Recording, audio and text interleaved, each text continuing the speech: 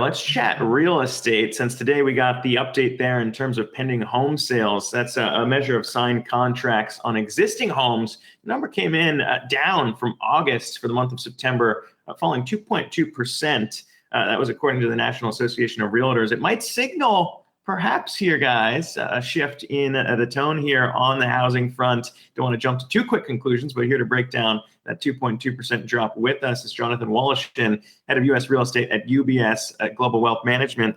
And Jonathan, appreciate you taking the time here. I mean, yesterday we brought up some interesting housing numbers here with Shark Tank's Barbara Corcoran. She almost bit my head up when I said we might be at a housing top here. So talk to me about this number and what it means to you. Yeah, well, first of all, thanks for having me, Zach. Look, yes, it was down 2.2%, but I think we have to put the numbers in a little bit of context. They've been up 4 straight months, and in fact, the last reading, they hit an all-time high. The other thing I would say is if you put these numbers in context on a year-on-year basis, that number's up 20.5%. So look, there's been a lot of dynamics going on in the housing market this year. We delayed the spring selling season, so we've pushed a lot of that forward. We've had some incredible growth numbers. A lot of the public companies have reported their order numbers are very strong, and we have seen prices move up pretty significantly. So to see a little bit of a pullback, I don't think should be a real surprise to anybody.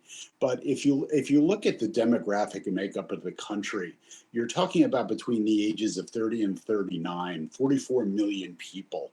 Now, the data between that talks about the average age of marriage and having children has continually pushed higher and higher.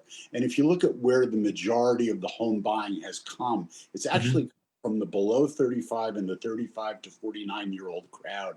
So while we're not surprised to see this number, we still think there's a pretty good backdrop here.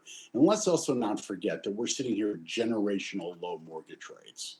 Yeah, I mean, when we talk about the mortgage rates, that was kind of my point here with Barbara. When we're talking about those being low, you have this kind of flight from cities looking for suburbs, perhaps driving some demand there in terms of housing too. So when you see that pullback, you start to wonder, is this the peak of that impetus in terms of pricing out those first-time buyers who might be saying, look, mortgage rates are cheap right now, now's the time to buy a home, but we've seen prices go up. Perhaps you've seen a maxed out shift in terms of people leaving the city for the suburbs. So what might be driving that pullback then in this 2.2% drop in your eyes? And is it just a temporary pullback, as you say, or is it more, perhaps my point, that maybe all these catalysts are waning a bit?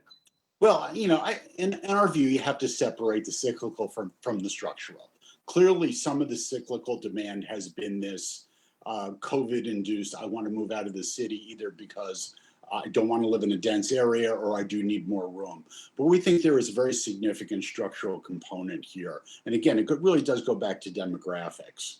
And so while we're not going to be surprised if we do see some pullback from the incredibly strong numbers we've seen, I mean, if you look at it from an affordability perspective, at the margin, I don't inherently disagree with you that maybe some marginal first-time buyers, every dollar does make a difference. But just to give you one quick stat, if you go back to 2006, which was the prior home building peak, the average mortgage payment as a percent of income was 31.1%.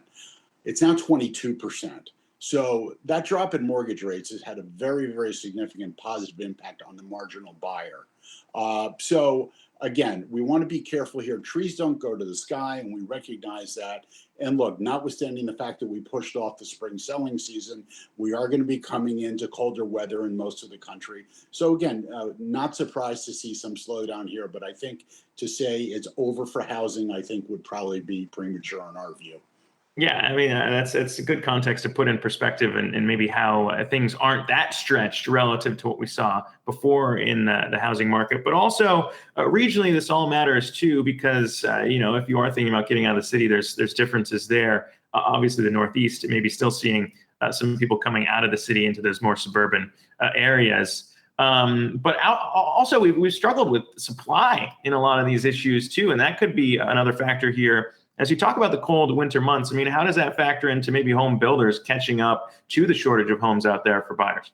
Yeah, it's an interesting point. And if you look at supply, we're sitting here and quote unquote normalized supply historically has been about 6 months.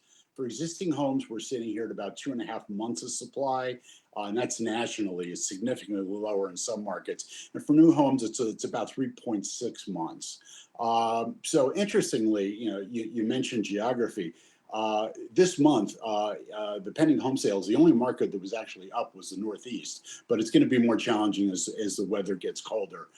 So look, as lumber prices start to pull back in and labor does ease up a little bit, we think this should give the ability for the builders to certainly catch up here. But I think the other trend here that's important, and this was going on pre-COVID, and we think is going to continue in a post-COVID world, has been that, for lack of a better phrase, the blue state to red state migration.